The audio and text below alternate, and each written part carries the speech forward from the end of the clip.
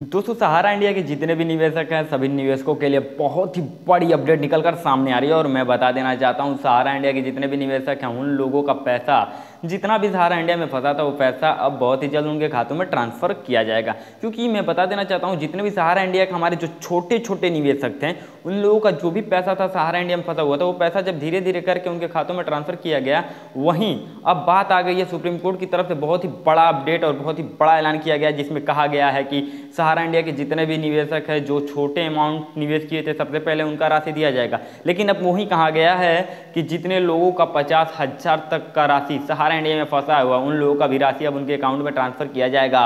और ये ट्रांसफर करने की प्रक्रिया अब शुरू हो चुकी है। तो मैं बता देना चाहता हूँ जितने भी हमारे सहारा इंडिया के निवेशक हैं जिनका अभी तक पैसा उनके खातों में ट्रांसफर नहीं किया गया है तो वो लोग अब फिर से आवेदन करना शुरू कर दें। जी हाँ दोस्तों, जिन्होंने अभी तक आवेदन नहीं किया वो आवेदन करना शुरू कर दें। जिन्होंने आवेदन किया था उनके आवेदन में कोई त्रुटि या कोई कमी पाई गई है तो वो लोग सहारा सबमिशन पोर्टल पर जाकर फिर से अपना सभी डॉक्यूमेंट सभी दस्तावेज को सही करके वहाँ पे फिर से रिसबमिशन के जरिए जो है अपलोड कर सकते हैं। और जिन्होंने अभी तक अप्लाई नहीं किया वो लोग जाकर सहारा इंडिया पोर्टल पर जाकर आवेदन कर सकते हैं। क्योंकि आप सभी लोगों का पैसा अब जो है ना मिलने वाला है। क्योंकि सहारा इंडिया के जितने भी निवेशक हैं उन लोगों के लिए सुप्रीम कोर्ट की तरफ से फाइनली अब ऑर्डर आ चुका है जिसमें कहा गया 50,000 तक निवेश करने वाले सभी निवेशकों का राशि उनके खातों में ट्रांसफर किया जाएगा। और इसी से रिलेटेड कुछ महत्वपूर्ण अपडेट आप लोगों को बताने वाला हूं। तो चलिए मोबाइल स्क्रीन में चलते हैं और बताते हैं कि आप लोगों को कैसे आवेदन करना है। अगर आप लोगों ने आवेदन किया है और आप लोगों का आवेदन रिजेक्ट कर दिया गया और जिन्होंने अभी तक आवेदन नहीं किया उनको क्या क्या करना है और ये पैसा कब और कितना मिलेगा और कितने तारीख को मिलेगा। तो चलिए वीडियो की तरफ बढ़ते हैं और आगे आप लोगों को पूरी जानकारी हम देते हैं। तो वीडियो के अंत तक बने रहिए।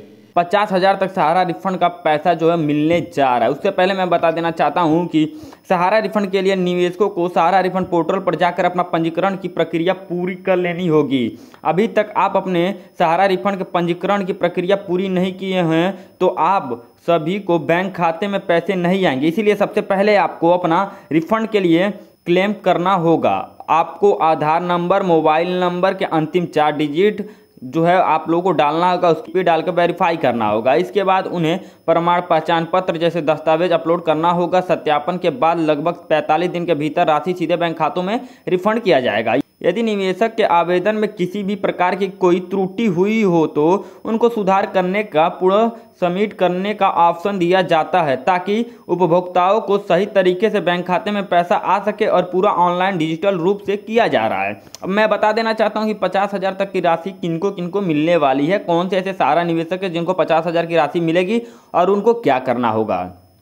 सहारा निवेशकों को शुरुआत में 10,000 से लेकर 15,000 तक की राशि रिफंड देने का घोषणा किया गया था। लेकिन अब दोबारा से रिफंड की प्रक्रिया शुरू की गई है जिसमें उपभोक्ताओं को क्लेम करने के बाद जो भी उपभोक्ताओं को 50,000 तक की राशि देने की बात किया जा रहा है, अगर आप निवेश किए हैं तो उन सभी उपभोक्ताओं को 50,000 से अधिक के फर्स्ट किस्त में दिया जाता है। अगर आप 50,000 से अधिक का पैसा निवेश किए हैं तो आपको सबसे पहले किस्त में आपको 50,000 बैंक खाते में दिया जाएगा। उसके बाद सेकेंड लिस्ट में अगर आपका नाम नहीं आता है तो ऐसे में आपको सेकेंड लिस्ट इंतजार करना होगा। आपको 50,000 तक का जो राशि वो दिया जाएगा और आपके क्लेम की राशि को बढ़ा दिया गया है जिससे काफ़ी ज़्यादा निवेशकों को पैसा पूरा मिलने की उम्मीद जताई जा रही है। 8 अगस्त 2025 को भारत सरकार ने सहकारिता मंत्रालय ने एक नई सूची जारी की है जिसमें उन लाभधारियों के नाम और उनकी संबंधित जानकारी दी गई है जिनके खातों में राशि भेजी जा चुकी है। ये सूची CRCS पोर्टल पर देखी जा सकती है और निवेशक अपना नाम और स्टेटस चेक कर सकते हैं सहारा परिवार पेमेंट अपडेट के थ्रू।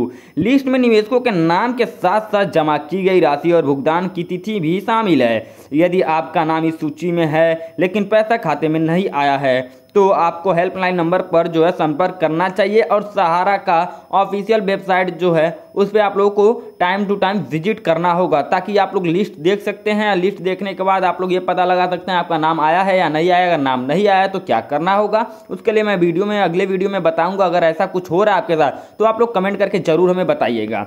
मैं बता देना चाहता हूं कि देश भर से निवेशकों की तरफ से सकारात्मक प्रक्रिया सामने आ रही है। कई बुजुर्ग निवेशक ने कहा कि उन्हें विश्वास नहीं था कि उन्हें पैसा कभी मिलेगा, लेकिन अब सरकार की पहले से उन्हें राहत मिली है। कुछ लोगों ने यह भी कहा कि वे उम्मीद करते हैं कि शेष राशि भी आने वाले महीनों में मिलेगी।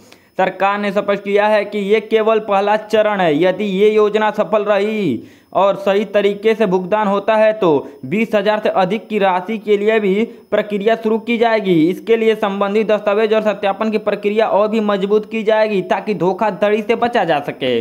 सरकारी आंकड़ों के अनुसार अब तक 1.2 करोड़ से अधिक निवेशकों ने पोर्टल पर रजिस्ट्रेशन किया है, जिनमें से 50 लाख से ज्यादा लोगों के खातों में 20,000 तक की राशि भेजी जा चुकी है। बाकी लोगों की फाइलों की जांच चल रही है और जल्दी उन्हें भी भुगतान जो है किया जाएगा। तो दोस्तों मैं बता देना चाहता हूं, अभी तक जिन भाइयों के खातों में पैसा नहीं ट्रांसफर किया गया है वो लोग कमेंट करके जरूर बताएं आखिरकार उनका पैसा क्यों उनके खातों में अभी तक नहीं ट्रांसफर किया गया है। अगर उन्होंने आवेदन किया था और आवेदन उनका बार बार रिजेक्ट किया जा रहा है तो वो लोग भी कमेंट करके बताएं आखिर उनका आवेदन रिजेक्ट क्यों किया जा रहा है। उस पर मैं एक वीडियो बनाऊंगा और आप लोगों को बताऊंगा कि आप लोग कौन सी ऐसी गलती है जो बार बार कर रहे हैं जिसकी वजह से आपका आवेदन बार बार रिजेक्ट किया जा रहा है। और जिन भाइयों का पैसा आया वो भी कमेंट करके जरूर बताएं, तो आप लोगों को इससे मदद ये होगी कि जिनका पैसा आया है आप लोग उनसे ये भी समझ सकते हैं कि आखिर वो कौन सी ऐसी गलती है जो नहीं की है। जो गलती आप कर रहे हैं शायद वो गलती वो जो है सामने वाला व्यक्ति नहीं फॉलो किया है, वो अपना जो है फॉर्म को अच्छे तरीके से सबमिट किया है और आप किसी गलती किसी त्रुटि की वजह से आप बार बार जो है आपका आवेदन रिजेक्ट किया जा रहा है। तो चलिए दोस्तों मिलते हैं अगली वीडियो में, तब तक के लिए जय हिंद जय भारत।